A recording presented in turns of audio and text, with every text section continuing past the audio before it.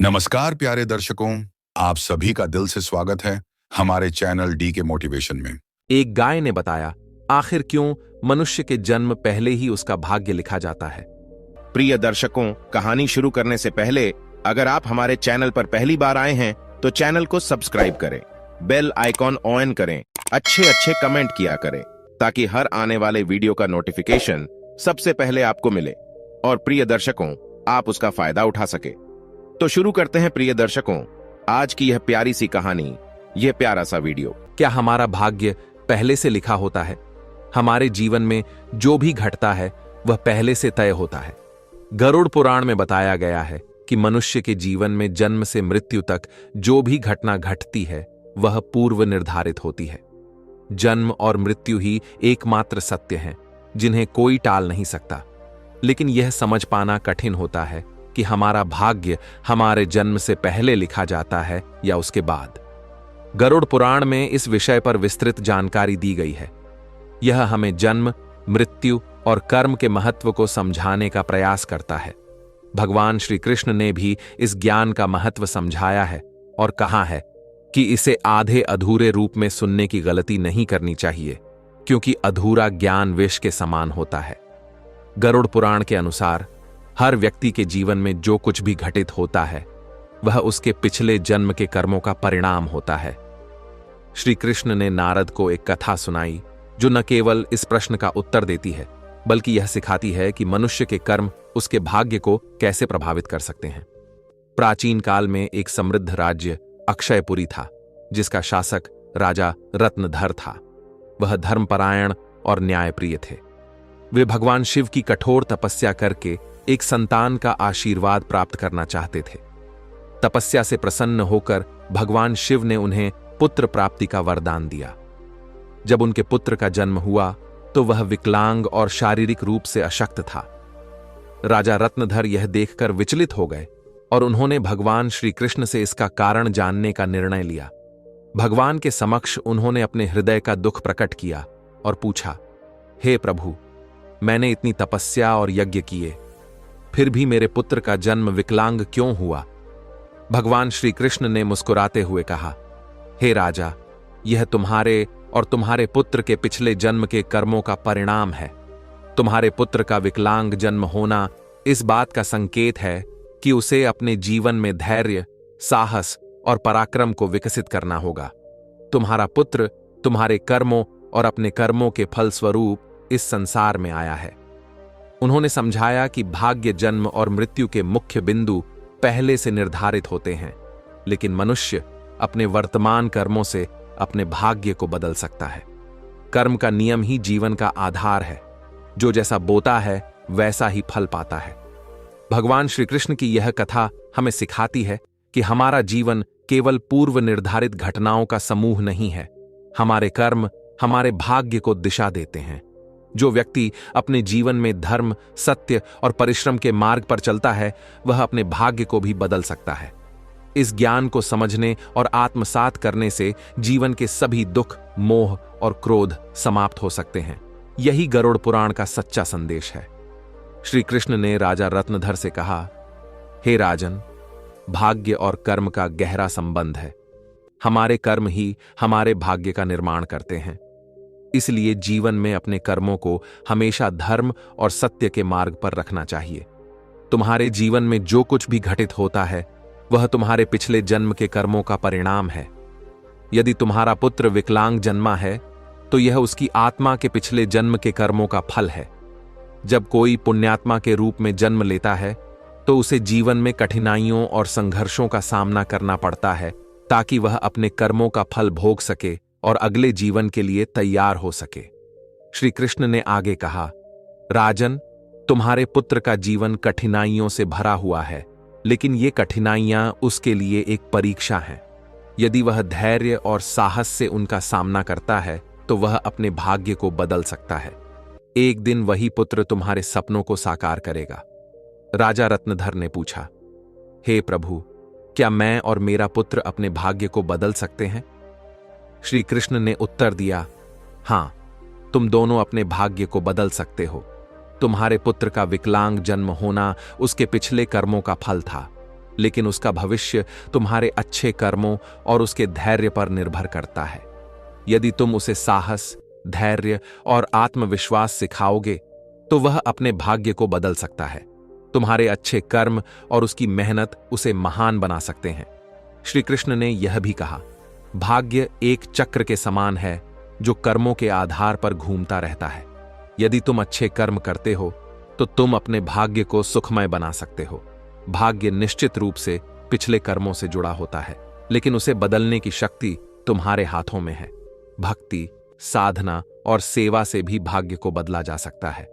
यदि तुम अपने पुत्र को जीवन के संघर्षों का सामना करने की शिक्षा दोगे तो वह अपने भाग्य को बदल सकता है। राजा रत्नधर ने श्री कृष्ण की बातों को आत्मसात किया और अपने पुत्र को शिक्षा देने का संकल्प लिया। उन्होंने उसे सिखाया कि कठिनाइयों के बावजूद साहस और विश्वास के साथ जीवन जीना चाहिए। समय के साथ वह विकलांग पुत्र अपने आत्मविश्वास और मेहनत से समाज में एक महत्वपूर्ण स्थान प्राप्त करने में सफल हुआ। उसकी संघर्षशीलता और साहस ने उसे सम्मानित बनाया। श्री कृष्ण ने नारद से कहा, हे नारद, यह समझो कि भाग्य एक निरंतर प्रक्रिया है। यह कर्मों के आधार पर बदलता रहता है। जो व्यक्ति अपने कर्मों को सुधारता है और भगवान की शरण में जाता है, उसका भाग्य भी बदलता है। कर्मों का नियम अपरिवर्तनीय है। जो जैसा कर्म करता है वैसा ही फल उसे मिलता है।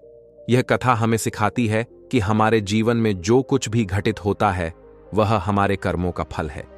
भाग्य और कर्म का कोई निश्चित प्रारूप नहीं है। मनुष्य अपने कर्मों, संघर्ष और ईश्वर की भक्ति से अपने जीवन की दिशा बदल सकता है।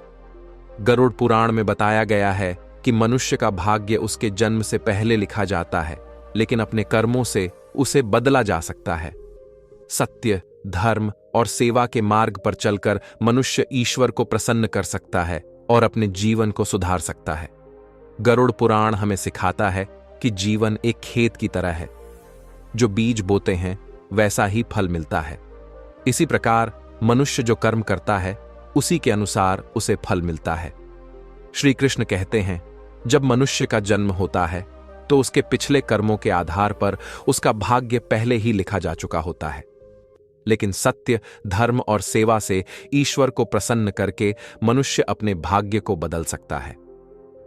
गरुड़ पुराण हिंदू धर्म का एक महत्वपूर्ण ग्रंथ है जो जन्म, मरण, पुनर्जन्म और आत्मा के मार्ग पर विस्तृत ज्ञान देता है। यह हमें सिखाता है कि जीवन में अच्छे कर्म और ईश्वर की भक्ति ही मनुष्य के जीवन को सच्चे अर्थों में सार्थक बनाते हैं। गरुड़ पुराण, जो विष्णु पुराणों में से एक प्रमुख ग्रंथ है, मानव जीवन के रहस्यों और कर्मफल के महत्व को विस्तार से समझाता है। इस ग्रंथ में भगवान श्री कृष्ण, जिन्हें साक्षात विष्णु का अवतार माना गया है, जीवन के गूढ़ रहस्यों और कर्मों की महत्ता को उजागर करते हैं। श्री कृष्ण बताते हैं कि मनुष्य अपने जीवन में अच्छे कर्मों और सत्य मार्ग पर चलकर ईश्वर को प्रसन्न कर सकता है और अपने भाग्य में आने वाली कठिनाइयों को कम कर सकता है। साथ ही वह अपने आने वाले भाग्य को भी बदलने की शक्ति रखता है। गरुड़ पुराण में श्री कृष्ण ने मनुष्य के जीवन को सही दिशा में ले जाने के लिए 3 मुख्य उपदेश दिए हैं, जिनका पालन करके हम अपने कर्मों के प्रभाव को सकारात्मक बना सकते हैं। पहला उपदेश, धर्म और सत्य का पालन करना। मनुष्य का जन्म एक विशेष उद्देश्य के लिए होता है। गरुड़ पुराण में बताया गया है कि जो व्यक्ति अपने पूर्व जन्म में पाप करता है वह इस जन्म में उन पापों का परिणाम भुगतता है। मनुष्य के जन्म से पहले ही उसके जीवन का भाग्य जन्म से लेकर मृत्यु तक तय हो चुका होता है। इसलिए श्री कृष्ण ने कहा है कि मनुष्य को सदैव धर्म और सत्य का पालन करना चाहिए। धर्म का पालन न केवल हमारे जीवन को शुद्ध करता है, बल्कि हमारे पिछले जन्म के पापों से भी मुक्ति दिलाता है। यह जीवन एक अमूल्य उपहार है, इसे व्यर्थ जाने न दें। सही कर्म और धर्म का पालन करने से हम न केवल अपने अगले जन्म को बेहतर बना सकते हैं, बल्कि पूरे समाज के लिए प्रेरणा का स्रोत बन सकते हैं। दूसरा उपदेश, माता पिता की सेवा और सम्मान करना। गरुड़ पुराण में श्री कृष्ण कहते हैं कि माता पिता की सेवा करना और उनका आदर करना मनुष्य का सबसे बड़ा कर्तव्य है। माता पिता के चरणों में ही स्वर्ग का वास है। जो व्यक्ति अपने माता पिता का आदर नहीं करता, उसे न केवल नरक में भयानक यातनाएं झेलनी पड़ती हैं, बल्कि अगले जन्म में भी उसे भारी संकटों का सामना करना पड़ता है। ऐसा व्यक्ति जन्म जन्मांतर तक अपने पापों का फल भोगता है। इसलिए मनुष्य को अपने माता पिता की सेवा को प्राथमिकता देनी चाहिए और उन्हें आदर व सम्मान देना चाहिए। तीसरा उपदेश, अहंकार का त्याग करना। श्री कृष्ण ने बताया है कि मनुष्य का सबसे बड़ा शत्रु उसका अहंकार है। अहंकार मनुष्य को उसके सच्चे कर्मों से भटका देता है। जिस व्यक्ति के मन में अहंकार का प्रवेश होता है, वह अपने जीवन को संकट और दुखों की ओर ले जाता है। ऐसे व्यक्ति को न केवल नरक की यातनाएं सहनी पड़ती हैं, बल्कि उसका भाग्य भी नकारात्मक दिशा में बदल जाता है। इसलिए मनुष्य को सदैव सत्य, धर्म और प्रेम की भावना रखनी चाहिए। इससे उसका वर्तमान जीवन और भविष्य दोनों ही खुशहाल बन सकते हैं। गरुड़ पुराण हमें यह सिखाता है कि जीवन हमारे कर्मों का फल है। यह ग्रंथ मनुष्य को धर्म, सत्य और परोपकार के मार्ग पर चलने की प्रेरणा देता है। आत्मा की शुद्धि और अगले जन्म में उच्च योनि प्राप्त करने के लिए अपने कर्मों का ध्यान रखना आवश्यक है। यह पुराण न केवल जीवन और मृत्यु के रहस्यों को उजागर करता है, बल्कि यह भी समझाता है कि मनुष्य अपने जीवन को किस प्रकार सही दिशा में ले जा सकता है। गरुड़ पुराण में बताया गया है कि मनुष्य के जीवन में जो कुछ भी घटित होता है, वह उसके पिछले जन्म के कर्मों का परिणाम है। भले ही भाग्य जन्म से पहले लिखा जाता हो, लेकिन अपने कर्मों और प्रयासों से इसे बदला जा सकता है। यह जीवन एक दुर्लभ अवसर है, जिसे सही दिशा में ले जाकर आत्मा को मोक्ष की ओर अग्रसर किया जा सकता है। इसलिए गरुड़ पुराण यह सिखाता है कि जीवन एक खेत की तरह है। जो बीज हम बोते हैं, वही फल हमें मिलता है। मनुष्य को अपने जीवन में अच्छे कर्म करने चाहिए, सत्य और धर्म का पालन करना चाहिए और ईश्वर की भक्ति में लीन रहना चाहिए। ऐसा करके वह न केवल अपने भाग्य को सुधार सकता है, बल्कि अपने जीवन को भी सफल बना सकता है। सुल्ताना की जिंदगी उस पड़ाव पर आ चुकी थी जिसे अक्सर लोग बुढ़ापा कहते हैं। वह पड़ाव जहां इंसान चाहकर भी अकेले नहीं रह सकता। यह उम्र का ऐसा दौर होता है जब जीवन की सच्चाइयां बहुत करीब से महसूस होती हैं। लेकिन सुल्ताना के लिए यह पड़ाव और भी कठिन था, क्योंकि उसकी अपनी औलाद अब उसके साथ नहीं थी। उसने अपनी पूरी जिंदगी अपने बच्चों के लिए समर्पित कर दी थी। उनकी हर जरूरत का ख्याल रखा, अपनी खुशियों का त्याग किया और उन्हें हर संभव सहारा दिया। लेकिन अब वही बच्चे अपनी अपनी जिंदगी में इतने व्यस्त हो चुके थे कि सुल्ताना के लिए उनके पास वक्त नहीं था। सुल्ताना अपने पुराने घर के बगीचे में बैठी थी, जहां कभी उसने हंसी खुशी भरे दिन देखे थे, लेकिन अब वहां केवल खामोशी थी। उसके आसपास के फूल, जिनकी उसने वर्षों तक देखभाल की थी, उसे मुरझाए हुए से लग रहे थे। हर चीज मानो उसकी खुद की हालत का बयान कर रही थी। घर की दीवारें उस समय की गवाह थीं, जब बच्चों की हंसी और किलकारियां हर कोने में गूंजा करती थीं। अब वहां सिर्फ सन्नाटा था। उसकी कमजोर उंगलियां धीरे धीरे उन धूल से ढकी तस्वीरों पर फिर रही थीं, जो कमरे की दीवारों पर टंगी थीं। हर तस्वीर उसके दिल में गुजरे वक्त की मीठी लेकिन दर्द भरी यादें लौटा रही थीं। वे कितने छोटे थे, उसने बुदबुदाया, और उसकी आंखों से आंसू छलक पड़े। उसकी यादें उसे उन पलों में वापस ले गईं जब उसने अपनी पूरी जिंदगी अपने बच्चों की खुशहाली के लिए लगा दी थी। लेकिन अब वे कहां थे? जब भी फोन की घंटी बजती, उसका दिल एक पल के लिए तेजी से धड़क उठता। हर बार उसे उम्मीद होती कि शायद उसके बच्चे उसे याद करेंगे, लेकिन ज्यादातर फोन कॉल्स विज्ञापन या गलत नंबर के होते। फोन की आवाज थमने के बाद सुल्ताना की तन्हाई और गहरी हो जाती। वह फोन को धीरे से रख देती और अपने दिल में उठते सवालों से घिर जाती। क्या वे कभी मेरे बारे में सोचते हैं? क्या उन्हें अपनी मां की याद आती है? लेकिन इन सवालों का कोई जवाब नहीं था। इन सब के बीच सिर्फ एक इंसान था जो उसे कभी नहीं भूला था, उसकी बहू नेहा। नेहा, जो उसके सबसे बड़े बेटे रियाज की विधवा थी, रियाज की मौत के बाद भी सुल्ताना से जुड़े रहना नहीं भूली। एक दिन फोन बजा और सुल्ताना का दिल फिर से धड़क उठा। उसने कांपते हाथों से फोन उठाया। अम्मी, आप कैसी हैं? नेहा की मीठी आवाज सुनकर सुल्ताना को थोड़ी राहत मिली, लेकिन साथ ही उस दर्द की याद भी आई कि यह फोन उसके अपने बच्चों में से किसी का नहीं था। मैं ठीक हूं बेटी, मेरी चिंता मत करो, उसने हमेशा की तरह झूठ बोलते हुए कहा। फोन रखते ही उसने गहरी खामोशी को महसूस किया। घर का हर कोना अब उसे खालीपन से भरा हुआ लग रहा था। उसकी यादें बार बार उसे उस समय में ले जाती थीं जब रियाज उसके साथ था, वह बेटा जो हमेशा उसकी परवाह करता था। लेकिन रियाज अब इस दुनिया में नहीं था। रियाज, तुम क्यों चले गए? उसने खुद से धीरे से कहा और उसकी आंखों से आंसू बहने लगे। रियाज की मौत का घाव कभी भर नहीं पाया। उसने लंबे समय तक उम्मीद की थी कि उसके बाकी बच्चे उसे याद करेंगे, लेकिन अब सच्चाई साफ हो चुकी थी। वे सब अपनी जिंदगी में आगे बढ़ चुके थे और सुल्ताना को पीछे छोड़ दिया था। उसने खुद से सवाल किया, क्या मैंने कहीं गलती की? क्या मैं और कुछ कर सकती थी? लेकिन त्याग के दर्द और बेटे की मौत का शोक उसके दिल में ऐसा गहरा घाव बना चुके थे जिसका कोई अंत नहीं था। उसके कांपते हुए बूढ़े हाथ जो कभी उसके बच्चों की देखभाल में लगे रहते थे, अब खाली थे।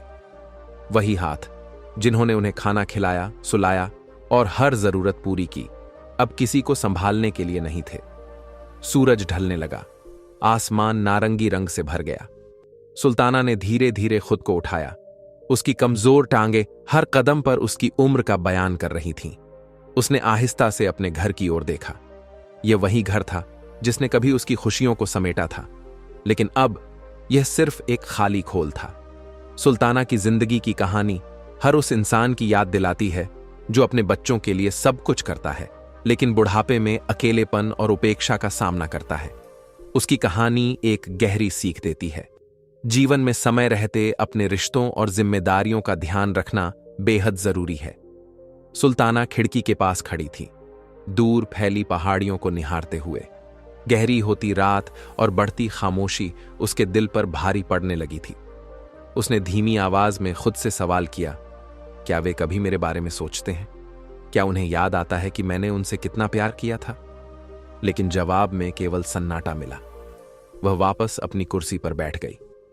उसकी थकान केवल शारीरिक नहीं थी, यह उसकी आत्मा की थकान थी, जो उन घावों से उपजी थी जो उसके अपने बच्चों ने दिए थे। नेहा का प्यार सुल्ताना के लिए राहत का कारण जरूर था।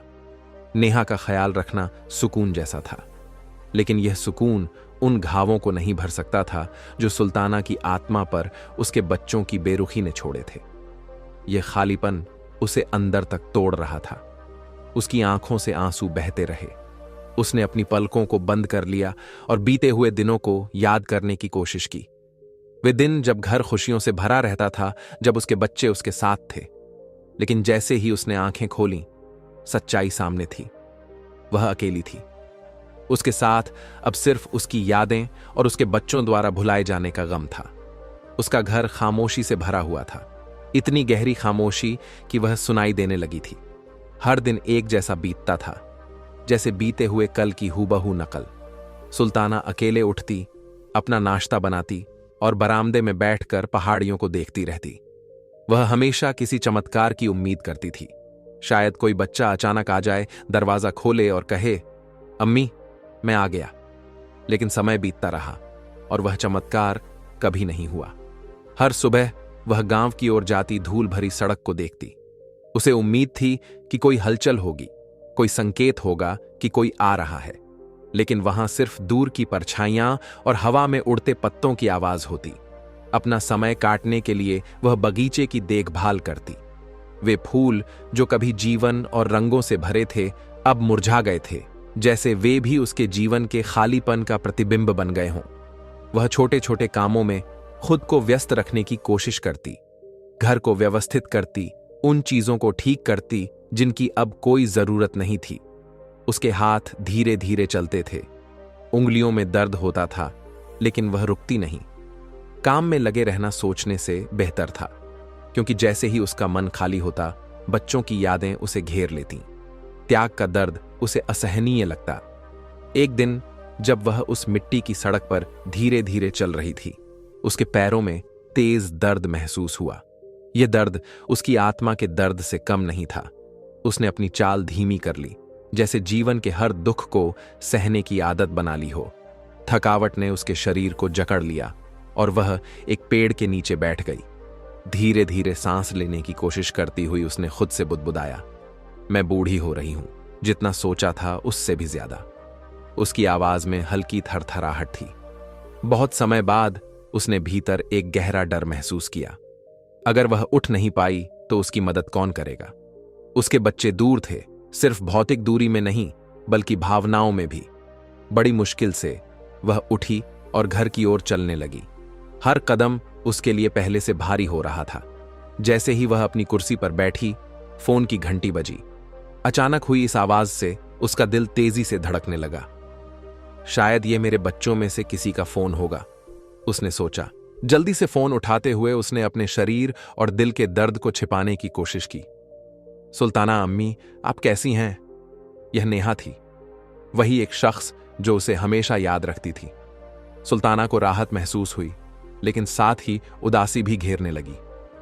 मैं ठीक हूं बेटी, बस थोड़ी थक गई हूं, उसने वही पुराना जवाब दिया जो हर बार उसकी सच्चाई को ढक देता था। फोन रखने के बाद उसने अपने खाली कमरे की ओर देखा। उसकी आंखों से आंसू बह निकले। नेहा ही थी जो उसकी परवाह करती थी, लेकिन क्यों? नेहा जो उसके खून से नहीं थी, उसके अपने बच्चों से ज्यादा उसकी देखभाल कैसे कर सकती थी? इस ख्याल ने सुल्ताना को भीतर तक तोड़ दिया। उसने अपने बच्चों को पाला, उनकी हर जरूरत पूरी की और हर मुश्किल वक्त में उनका सहारा बनी, लेकिन अब वे उसे भूल गए थे। उसने खुद से सवाल किया, उन्होंने मेरे साथ ऐसा क्यों किया? क्या मैं उनके लिए अब कोई मायने नहीं रखती? इन सवालों का कोई जवाब नहीं था। नेहा की मौजूदगी उसके लिए सुकून थी, लेकिन साथ ही यह उसकी पीड़ा को और बढ़ा देती थी। नेहा का अपनापन उसके बच्चों की बेरुखी को और उजागर कर देता था। सुल्ताना दीवार पर टंगी पुरानी तस्वीरों के पास ठहर गई। उन मुस्कुराती हुई तस्वीरों को देखकर उसने बुदबुदाया, यही था मेरा महत्व तुम्हारे लिए। जब तुम छोटे थे तब मैं सब कुछ थी, फिर अब क्यों भुला दिया? यह सोचते हुए उसकी आंखें फिर से भर आईं। इस बार उसके आंसू गहरे घाव से निकल रहे थे, ऐसे घाव जो कभी नहीं भरते। सुल्ताना चाहकर भी इस सच्चाई को स्वीकार नहीं कर पा रही थी कि जिन बच्चों को उसने अपने जीवन का हर लम्हा समर्पित किया, वे उसे अकेला छोड़कर अपनी दुनिया में आगे बढ़ चुके थे। रातें उसके लिए सबसे कठिन समय बन चुकी थीं। वह अपने बिस्तर पर लेटी छत को घूरती रहती। नींद उसकी आंखों से कोसों दूर थी। उसके बच्चों की तस्वीरें बार बार उसकी यादों में उभरतीं, जैसे कोई भूला हुआ सपना जिसमें दर्द और खोए हुए पलों की कड़वाहट घुली होती। रात की खामोशी दिन की तुलना में और भी गहरी और भारी लगती। वह उनके प्यार की झलक पाने को तरसती थी। उन्हें याद करने का एकमात्र सहारा वही पुरानी तस्वीरें और अपनी यादें थीं। उसने अपनी आंखें बंद करके गहरी सांस ली, खुद को शांत करने की कोशिश की। उसने सोचा, शायद यह मेरी ही गलती है, शायद मैंने उनसे ज्यादा उम्मीदें रख लीं। लेकिन फिर यह भी तो सच था कि उन्हीं बच्चों ने उसकी दुनिया को संपूर्णता दी थी। अब उसे महसूस होता था कि उसकी जिंदगी में बस यादें बची हैं और त्याग के साथ मिला वह दर्द जो हर दिन और गहराई में उतरता जाता। उसने अपनी पलकों को बंद कर लिया, इस उम्मीद में कि शायद थोड़ी देर की नींद उसे इस कठोर सच्चाई से राहत दे सके। लेकिन उसके दिल को पता था कि अगली सुबह भी वही तन्हाई, वही खामोशी और वही दर्द उसकी राह तकेंगे। दूर कहीं नेहा, जो सुल्ताना की बहू थी, फोन रखने के बाद भी बेचैन थी। उसे सुल्ताना अम्मी की कमजोर आवाज और थकान भरे जवाब परेशान कर रहे थे। नेहा ने फैसला किया कि वह इस हफ्ते के अंत में उनसे मिलने जाएगी। वह जानती थी कि सुल्ताना अम्मी अक्सर अपनी भावनाओं को छिपाने की कोशिश करती थीं, लेकिन इस बार कुछ अलग था। सफर के दौरान नेहा की सोच रियाज के इर्द गिर्द घूम रही थी। उसने सोचा, रियाज होता तो अपनी मां को इस तरह अकेला कभी नहीं छोड़ता। जब गर्म हवा कार की खिड़की से उसके चेहरे को छू रही थी, नेहा ने महसूस किया कि सुल्ताना के पास अब वह थी और वह कभी उन्हें अकेला नहीं छोड़ेगी। जब नेहा सुल्ताना के घर पहुंची, सूरज ढल रहा था और आसमान नारंगी रंग से भर चुका था। घर के पास पहुंचते ही उसे माहौल की उदासी ने घेर लिया। घर के अंदर कदम रखते ही उसने महसूस किया कि वह कितना खाली और ठंडा था। सुल्ताना उसी पुरानी कुर्सी पर बैठी हुई थी, क्षितिज को निहारते हुए जैसे किसी खोए हुए पल को ढूंढ रही हूं। अम्मी, मैं हूं नेहा, उसने धीमे से कहा। सुल्ताना धीरे धीरे मुड़ी।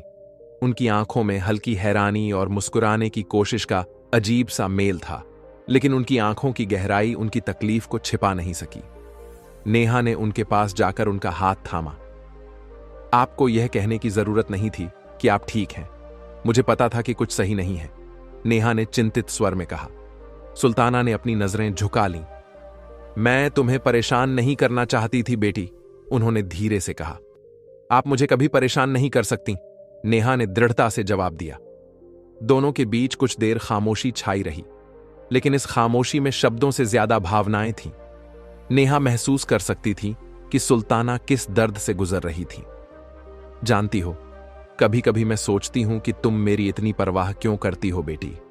तुम तो मेरे खून से भी नहीं हो, मेरे अपने बच्चे। वे मुझे इस तरह कैसे भूल सकते हैं। मैंने उन्हें पाला पोसा, अपनी पूरी जिंदगी उन्हें समर्पित कर दी, और अब तुम, जिसका मुझ पर कोई फर्ज नहीं बनता, तुम यहां हो। मैं इसे समझ नहीं पाती।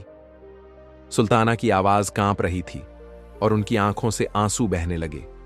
ऐसा लग रहा था जैसे वे उन सारी भावनाओं को बाहर निकाल रही थीं जो उन्होंने वर्षों से अपने दिल में दबा रखी थीं। अम्मी, इससे फर्क नहीं पड़ता कि मैं आपके खून से नहीं हूं। फर्क इस बात का है कि मैं आपके लिए क्या महसूस करती हूं। हमारा रिश्ता खून के रिश्तों पर निर्भर नहीं करता, और शायद आपके बच्चे यह नहीं समझते कि वे क्या खो रहे हैं। नेहा ने सुल्ताना को दिलासा देने की कोशिश की। सुल्ताना ने कुछ नहीं कहा। उनकी आंखों से बहते आंसू और नेहा का हाथ थामे रहने की उनकी मजबूती, दोनों में उनकी भावनाएं स्पष्ट थीं। रियाज कभी मुझे इस तरह अकेला नहीं छोड़ता, उन्होंने बुदबुदाया। वह हमेशा मेरी परवाह करता था, हमेशा पूछता था कि मैं कैसी हूं। नेहा ने उन्हें दिलासा देते हुए कहा, मैंने रियाज से वादा किया था अम्मी, मैं आपको कभी अकेला नहीं छोड़ूंगी। मैं आपको वही प्यार दूंगी जो वह आपको देता था। सूरज अब पूरी तरह से डूब चुका था। नेहा ने उठकर कमरे की लाइट्स जलाईं और सुल्ताना के लिए एक कप चाय लेकर आई। आपको आराम करना चाहिए अम्मी, कल मैं पूरा दिन आपके साथ बिताऊंगी, नेहा ने मुस्कुराते हुए कहा। सुल्ताना ने धीमे से सिर हिलाया। उनकी आंखों में अभी भी आंसू थे, लेकिन नेहा की मौजूदगी में एक हल्की सी राहत झलक रही थी। उस पल नेहा ने महसूस किया कि सुल्ताना के दर्द को पूरी तरह से मिटाना शायद नामुमकिन था, लेकिन वह उनकी तन्हाई को थोड़ी कम जरूर कर सकती थी। नेहा की उपस्थिति से सुल्ताना को थोड़ी राहत जरूर मिली, लेकिन उनके दिल का दर्द कहीं ज्यादा गहरा था। अगली सुबह नेहा जल्दी उठ गई। उसने तय किया कि वह सुल्ताना के साथ ज्यादा से ज्यादा समय बिताएगी।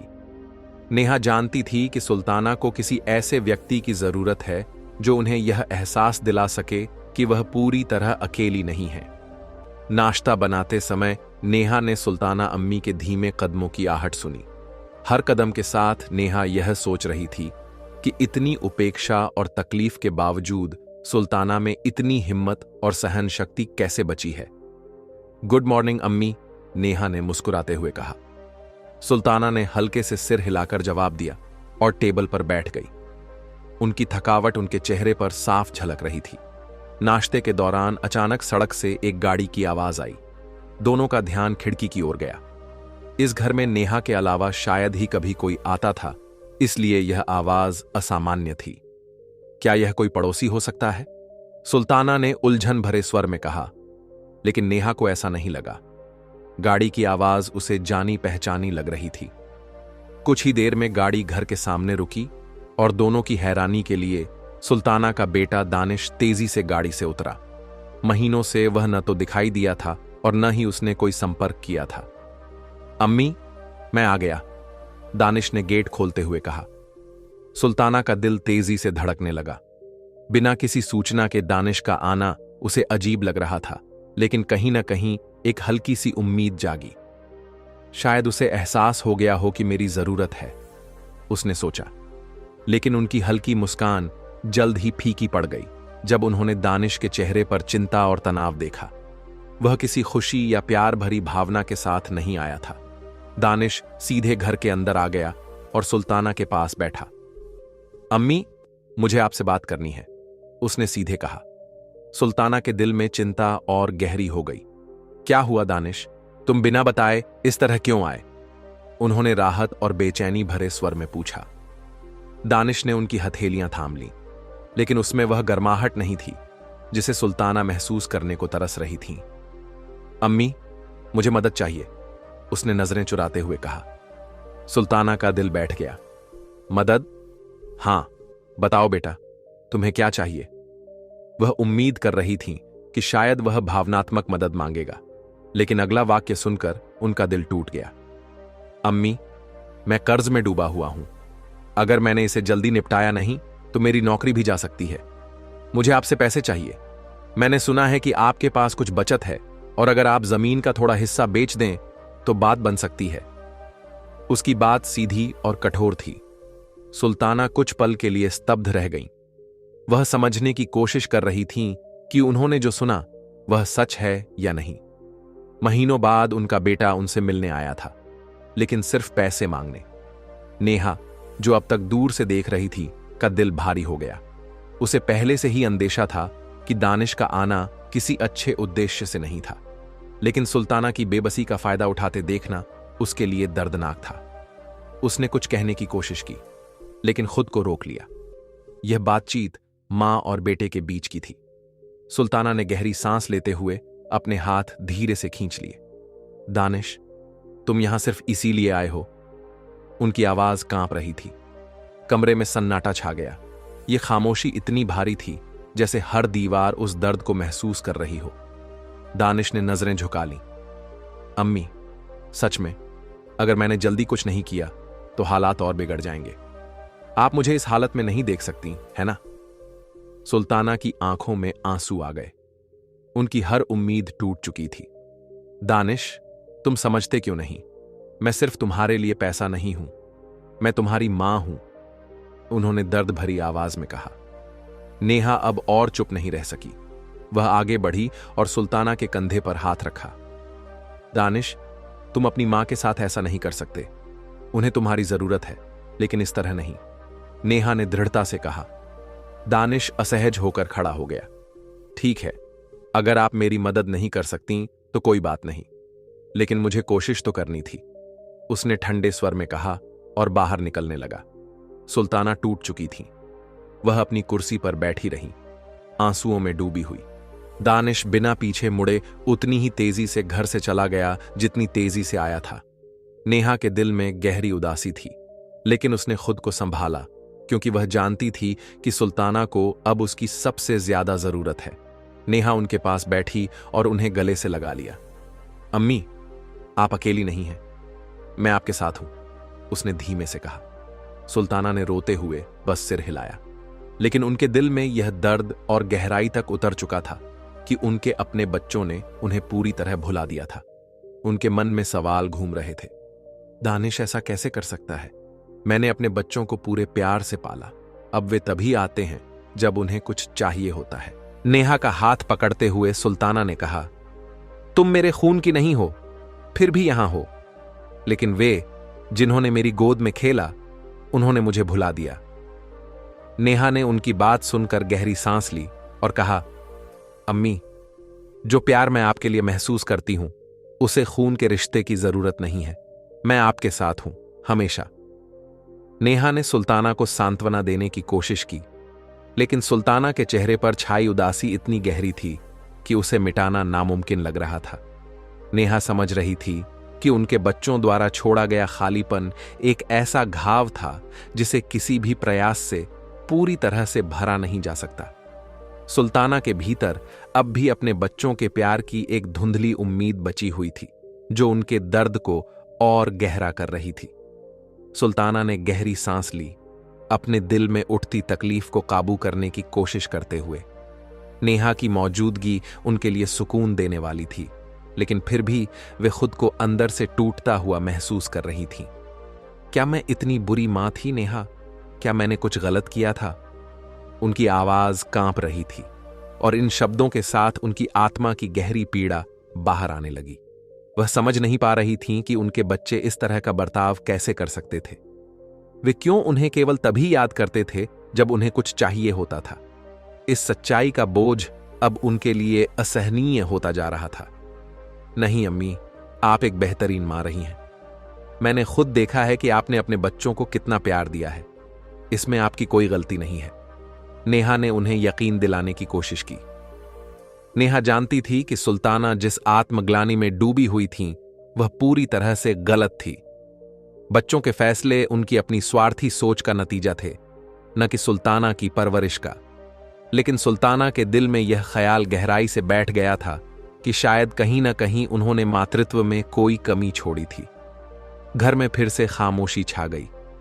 सुल्ताना ने अपनी आंखें बंद कर लीं, मन में शांति ढूंढने की कोशिश करते हुए। लेकिन उनके दिल का भारीपन उन्हें उनके अकेलेपन की याद दिला रहा था।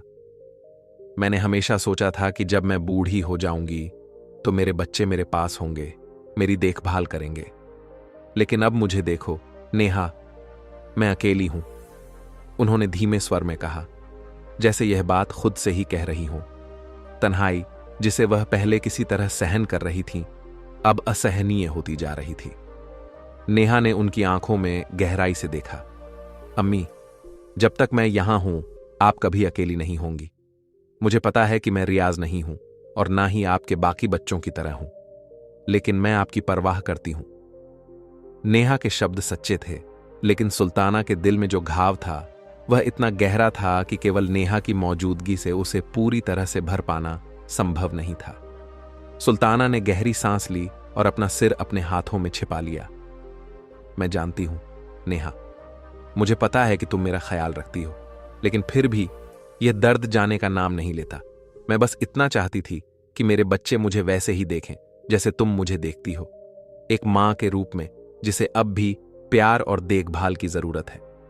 उन्होंने अपना सिर उठाया और दीवार पर टंगी पुरानी पारिवारिक तस्वीर की ओर देखा।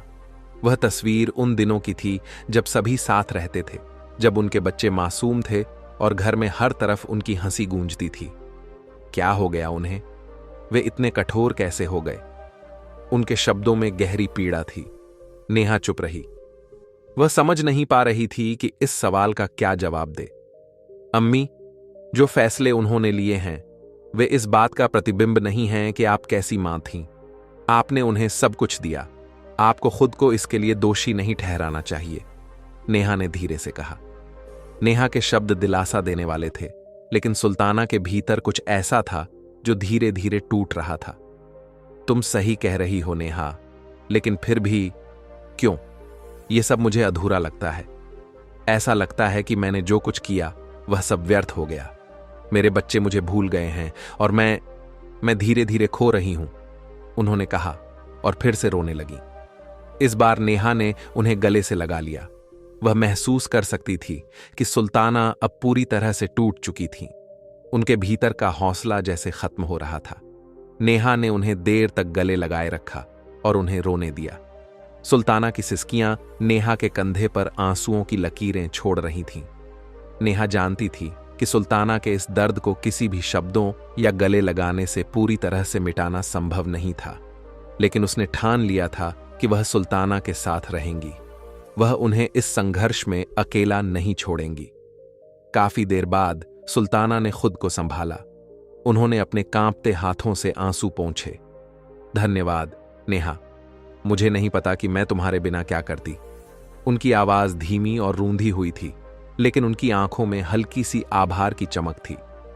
नेहा ने हल्की मुस्कान के साथ उनका हाथ थामे रखा। चाहे उनके बच्चे कुछ भी करें या न करें, नेहा ने यह तय कर लिया था कि सुल्ताना को कभी यह महसूस न होने देंगी कि वह अकेली हैं। नेहा ने सुल्ताना को वह सहारा दिया जो किसी भी रिश्ते से बढ़कर था, बिना शर्त का साथ। नेहा को यह समझने में देर नहीं लगी कि साजिद भी दानिश जैसा ही था। वह अपनी मां की भलाई के लिए नहीं, बल्कि उनकी संपत्ति के लिए आया था। नेहा कुछ कहना चाहती थी, लेकिन उसने खुद को रोक लिया। वह जानती थी कि यह स्थिति सुल्ताना को खुद संभालनी होगी। सुल्ताना कुछ पल चुप रहीं, अपने विचारों को समेटने की कोशिश करती हुई। उन्होंने साजिद की ओर देखा, जो कभी मासूम और प्यारा बेटा था, लेकिन अब एक अजनबी जैसा महसूस हो रहा था। तुम भी इसी वजह से आए हो साजिद? उनकी आवाज में गहरी पीड़ा थी। साजिद के चेहरे पर बेचैनी साफ झलक रही थी, लेकिन उसने जल्दी से खुद को संभाल लिया। नहीं अम्मी, ऐसा कुछ नहीं है। मैं तो बस आपकी चिंता कर रहा हूं। मैं नहीं चाहता कि कोई आपका फायदा उठाए, उसने कहा। लेकिन उसकी बातें अब सुल्ताना को खोखली लग रही थीं। उनकी आंखों से आंसू बहने लगे। ऐसा लग रहा था जैसे उनके बच्चों में वह मासूमियत और प्यार अब कहीं खो गया था, जिसे उन्होंने अपनी ममता से सींचा था। मुझे तुम्हारे पैसे संभालने की जरूरत नहीं है साजिद। मुझे वह चाहिए जो पैसों से खरीदा नहीं जा सकता, सुल्ताना ने दृढ़ स्वर में कहा। उनकी आंखें आंसुओं से भरी हुई थीं। मुझे ऐसे बच्चों की जरूरत है जो मुझसे सच्चा प्यार करें, जो मेरी परवाह करें। उनकी बातों ने साजिद को अंदर तक झकझोर दिया। वह अचानक खड़ा हो गया, जैसे किसी ने उसे जोर से हिला दिया हो। उसने कुछ कहने की कोशिश की, लेकिन अपनी मां की बातों की सच्चाई और ताकत के आगे उसकी आवाज दब गई। अम्मी, मेरा मतलब यह नहीं था। मैं तो बस आपकी मदद करना चाहता था, उसने कहा। लेकिन इस बार उसकी आवाज में पहले जैसा आत्मविश्वास नहीं था। नेहा, जो अब तक शांत खड़ी थी, धीरे धीरे उनके पास आई। उसे एहसास हो गया था कि यह पल बेहद नाजुक है। साजिद, तुम्हारी मां को बस तुम्हारी मौजूदगी और तुम्हारे प्यार की जरूरत है, उसने शांत लेकिन दृढ़ स्वर में कहा। साजिद की नजरें नेहा पर पड़ीं और उसने भीतर से झुंझलाहट महसूस की। तुम यह नहीं समझ सकती नेहा, यह इतना आसान नहीं है, उसने कहा। लेकिन सुल्ताना, जो अब पूरी तरह थक चुकी थीं और कोई बहाना सुनने को तैयार नहीं थीं, मैं इतना तो समझ सकती हूं कि तुम दोनों यहां एक ही मकसद से आए हो, उन्होंने गहरी उदासी भरे स्वर में कहा। साजिद खामोश हो गया। उनकी मां की बातें कमरे में भारी पड़ने लगी थीं। उसे समझ आ गया कि वह अब उन्हें इतनी आसानी से मना नहीं सकता।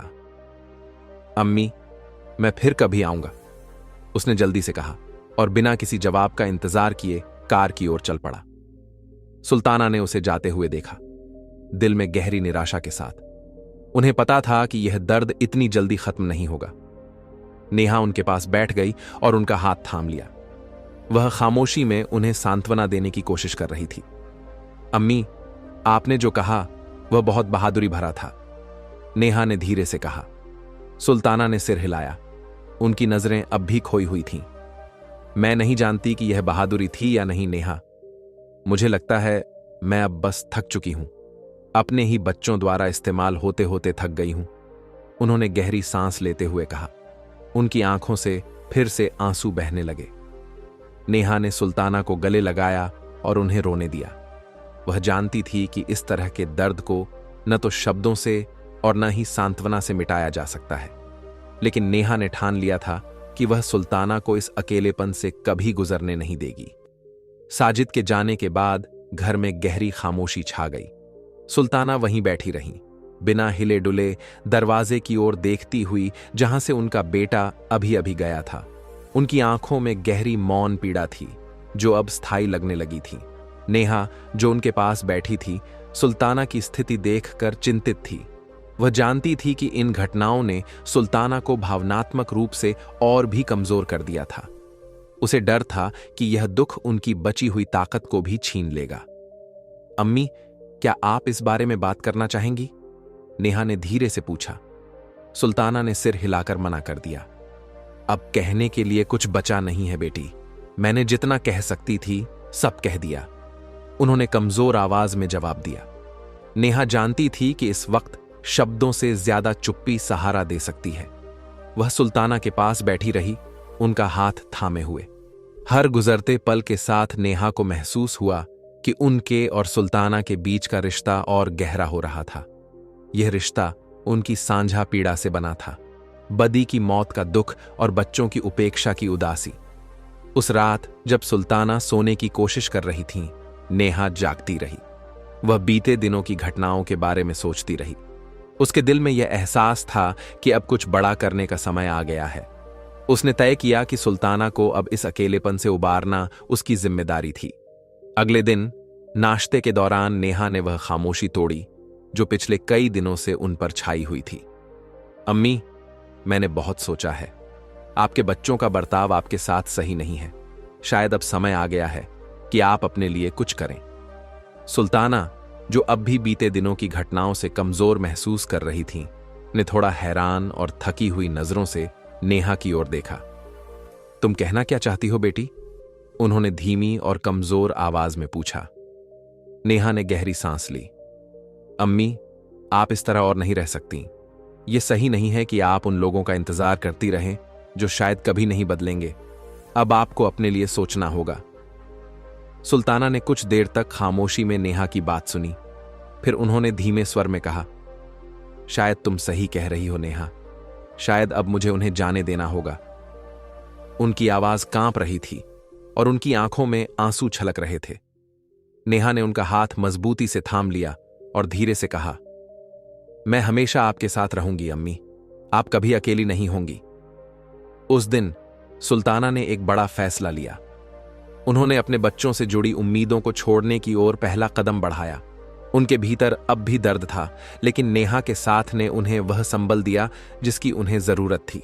साजिद के चेहरे पर बेचैनी साफ झलक रही थी, लेकिन उसने जल्दी से खुद को संभाल लिया। नहीं अम्मी, ऐसा कुछ नहीं है। मैं तो बस आपकी चिंता कर रहा हूं। मैं नहीं चाहता कि कोई आपका फायदा उठाए, उसने कहा। लेकिन उसकी बातें अब सुल्ताना को खोखली लग रही थीं। उनकी आंखों से आंसू बहने लगे। ऐसा लग रहा था जैसे उनके बच्चों में वह मासूमियत और प्यार अब कहीं खो गया था, जिसे उन्होंने अपनी ममता से सींचा था। मुझे तुम्हारे पैसे संभालने की जरूरत नहीं है साजिद। मुझे वह चाहिए जो पैसों से खरीदा नहीं जा सकता, सुल्ताना ने दृढ़ स्वर में कहा। उनकी आंखें आंसुओं से भरी हुई थीं। मुझे ऐसे बच्चों की जरूरत है जो मुझसे सच्चा प्यार करें, जो मेरी परवाह करें। उनकी बातों ने साजिद को अंदर तक झकझोर दिया। वह अचानक खड़ा हो गया, जैसे किसी ने उसे जोर से हिला दिया हो। उसने कुछ कहने की कोशिश की, लेकिन अपनी मां की बातों की सच्चाई और ताकत के आगे उसकी आवाज दब गई। अम्मी, मेरा मतलब यह नहीं था। मैं तो बस आपकी मदद करना चाहता था, उसने कहा। लेकिन इस बार उसकी आवाज में पहले जैसा आत्मविश्वास नहीं था। नेहा, जो अब तक शांत खड़ी थी, धीरे धीरे उनके पास आई। उसे एहसास हो गया था कि यह पल बेहद नाजुक है। साजिद, तुम्हारी मां को बस तुम्हारी मौजूदगी और तुम्हारे प्यार की जरूरत है, उसने शांत लेकिन दृढ़ स्वर में कहा। साजिद की नजरें नेहा पर पड़ीं और उसने भीतर से झुंझलाहट महसूस की। तुम ये नहीं समझ सकती नेहा, ये इतना आसान नहीं है, उसने कहा। लेकिन सुल्ताना, जो अब पूरी तरह थक चुकी थी और कोई बहाना सुनने को तैयार नहीं थी, मैं इतना तो समझ सकती हूं कि तुम दोनों यहां एक ही मकसद से आए हो, उन्होंने गहरी उदासी भरे स्वर में कहा। साजिद खामोश हो गया। उनकी मां की बातें कमरे में भारी पड़ने लगी थीं। उसे समझ आ गया कि वह अब उन्हें इतनी आसानी से मना नहीं सकता। अम्मी, मैं फिर कभी आऊंगा, उसने जल्दी से कहा और बिना किसी जवाब का इंतजार किए कार की ओर चल पड़ा। सुल्ताना ने उसे जाते हुए देखा, दिल में गहरी निराशा के साथ। उन्हें पता था कि यह दर्द इतनी जल्दी खत्म नहीं होगा। नेहा उनके पास बैठ गई और उनका हाथ थाम लिया। वह खामोशी में उन्हें सांत्वना देने की कोशिश कर रही थी। अम्मी, आपने जो कहा वह बहुत बहादुरी भरा था, नेहा ने धीरे से कहा। सुल्ताना ने सिर हिलाया। उनकी नजरें अब भी खोई हुई थीं। मैं नहीं जानती कि यह बहादुरी थी या नहीं, नेहा। मुझे लगता है मैं अब बस थक चुकी हूं। अपने ही बच्चों द्वारा इस्तेमाल होते होते थक गई हूं, उन्होंने गहरी सांस लेते हुए कहा। उनकी आंखों से फिर से आंसू बहने लगे। नेहा ने सुल्ताना को गले लगाया और उन्हें रोने दिया। वह जानती थी कि इस तरह के दर्द को न तो शब्दों से और न ही सांत्वना से मिटाया जा सकता है, लेकिन नेहा ने ठान लिया था कि वह सुल्ताना को इस अकेलेपन से कभी गुजरने नहीं देगी। साजिद के जाने के बाद घर में गहरी खामोशी छा गई। सुल्ताना वहीं बैठी रही, बिना हिले डुले, दरवाजे की ओर देखती हुई जहां से उनका बेटा अभी अभी गया था। उनकी आंखों में गहरी मौन पीड़ा थी, जो अब स्थायी लगने लगी थी। नेहा, जो उनके पास बैठी थी, सुल्ताना की स्थिति देखकर चिंतित थी। वह जानती थी कि इन घटनाओं ने सुल्ताना को भावनात्मक रूप से और भी कमजोर कर दिया था। उसे डर था कि यह दुख उनकी बची हुई ताकत को भी छीन लेगा। अम्मी, क्या आप इस बारे में बात करना चाहेंगी? नेहा ने धीरे से पूछा। सुल्ताना ने सिर हिलाकर मना कर दिया। अब कहने के लिए कुछ बचा नहीं है बेटी। मैंने जितना कह सकती थी सब कह दिया। उन्होंने कमजोर आवाज में जवाब दिया। नेहा जानती थी कि इस वक्त शब्दों से ज्यादा चुप्पी सहारा दे सकती है। वह सुल्ताना के पास बैठी रही, उनका हाथ थामे हुए। हर गुजरते पल के साथ नेहा को महसूस हुआ कि उनके और सुल्ताना के बीच का रिश्ता और गहरा हो रहा था। यह रिश्ता उनकी साझा पीड़ा से बना था, बदी की मौत का दुख और बच्चों की उपेक्षा की उदासी। उस रात जब सुल्ताना सोने की कोशिश कर रही थी, नेहा जागती रही। वह बीते दिनों की घटनाओं के बारे में सोचती रही। उसके दिल में यह एहसास था कि अब कुछ बड़ा करने का समय आ गया है। उसने तय किया कि सुल्ताना को अब इस अकेलेपन से उबारना उसकी जिम्मेदारी थी। अगले दिन नाश्ते के दौरान नेहा ने वह खामोशी तोड़ी जो पिछले कई दिनों से उन पर छाई हुई थी। अम्मी, मैंने बहुत सोचा है। आपके बच्चों का बर्ताव आपके साथ सही नहीं है। शायद अब समय आ गया है कि आप अपने लिए कुछ करें। सुल्ताना, जो अब भी बीते दिनों की घटनाओं से कमजोर महसूस कर रही थीं, ने थोड़ा हैरान और थकी हुई नजरों से नेहा की ओर देखा। तुम कहना क्या चाहती हो बेटी? उन्होंने धीमी और कमजोर आवाज में पूछा। नेहा ने गहरी सांस ली। अम्मी, आप इस तरह और नहीं रह सकती। यह सही नहीं है कि आप उन लोगों का इंतजार करती रहें जो शायद कभी नहीं बदलेंगे। अब आपको अपने लिए सोचना होगा। सुल्ताना ने कुछ देर तक खामोशी में नेहा की बात सुनी, फिर उन्होंने धीमे स्वर में कहा, शायद तुम सही कह रही हो नेहा। शायद अब मुझे उन्हें जाने देना होगा। उनकी आवाज कांप रही थी और उनकी आंखों में आंसू छलक रहे थे। नेहा ने उनका हाथ मजबूती से थाम लिया और धीरे से कहा, मैं हमेशा आपके साथ रहूंगी अम्मी। आप कभी अकेली नहीं होंगी। उस दिन सुल्ताना ने एक बड़ा फैसला लिया। उन्होंने अपने बच्चों से जुड़ी उम्मीदों को छोड़ने की ओर पहला कदम बढ़ाया। उनके भीतर अब भी दर्द था, लेकिन नेहा के साथ ने उन्हें वह संबल दिया जिसकी उन्हें जरूरत थी।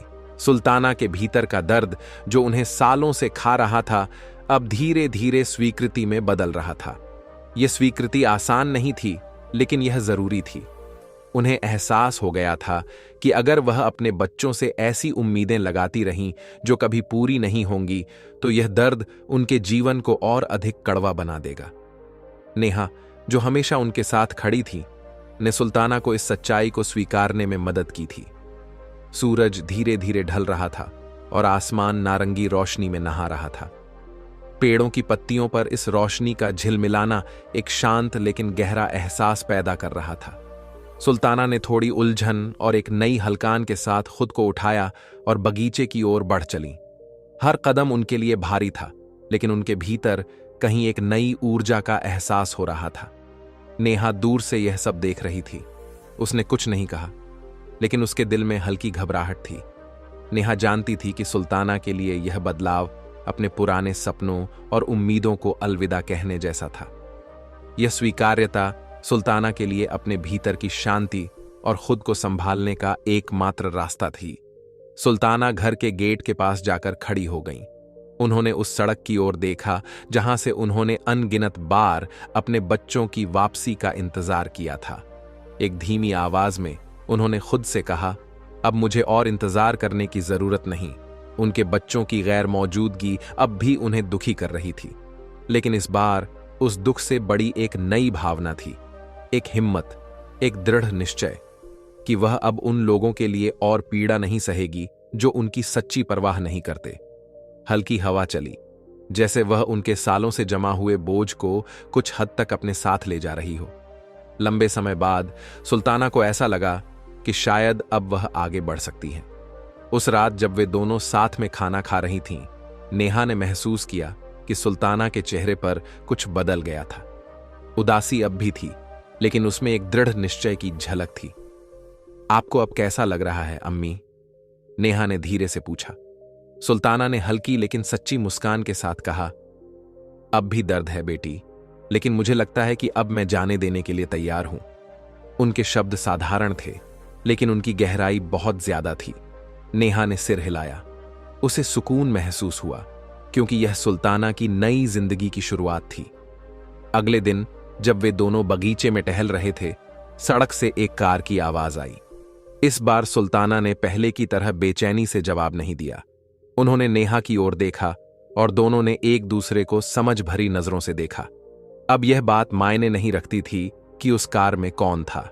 गाड़ी रुकी और इस बार फिर से दानिश उतरा। सुल्ताना ने कोई हैरानी नहीं दिखाई। उनके चेहरे पर अब एक अडिग शांति थी।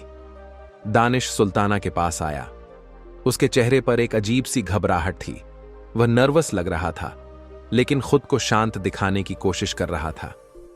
अम्मी, मैं माफी मांगना चाहता हूं उस दिन के लिए, उसने धीमी और नरम आवाज में कहा। सुल्ताना ने उसे कुछ देर तक देखा। उनके दिल में अब न तो किसी स्पष्टीकरण की चाह थी और न ही किसी माफी की जरूरत। मैं बस यह कहने आया हूं कि मैं अपने मसलों को सुलझाने की कोशिश कर रहा हूं, लेकिन मैं चाहता था कि आप जानें, मैं अब भी आपकी परवाह करता हूं, दानिश ने कहा। उसकी बातें सुल्ताना को उतनी सच्ची नहीं लगीं जितनी वह सोच रहा था। उन्होंने उसे शांत भाव से देखा और दृढ़ स्वर में कहा, मैं उम्मीद करती हूं कि तुम अपने मसले सुलझा लो दानिश, लेकिन अब मुझे यह नहीं चाहिए कि तुम मजबूरी में आओ। अगर कभी लौटना हो तो प्यार से लौटना। उनकी आवाज में एक ठहराव था जिसे दानिश समझ नहीं पा रहा था। वह एक ऐसी मां से मिलने की उम्मीद कर रहा था जो हमेशा उसे माफ कर देती थी, लेकिन अब वह कुछ और देख रहा था।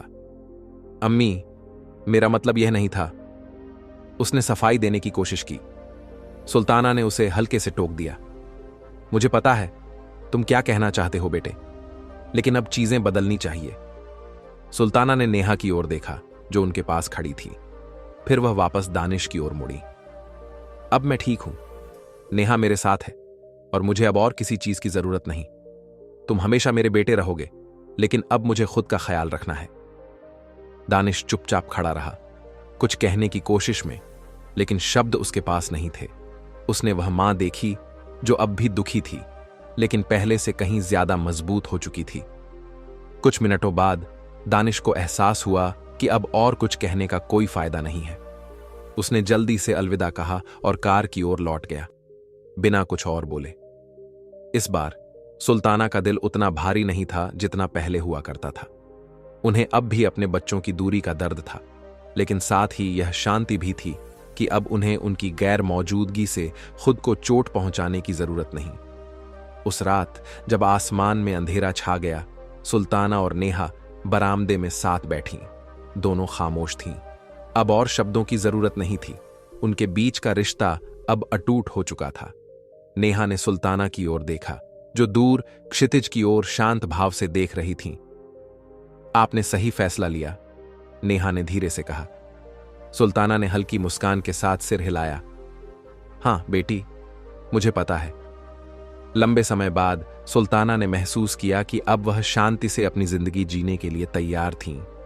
यह वह शांति नहीं थी जिसकी उन्होंने कभी कल्पना की थी, अपने बच्चों और पोते पोतियों से घिरे हुए।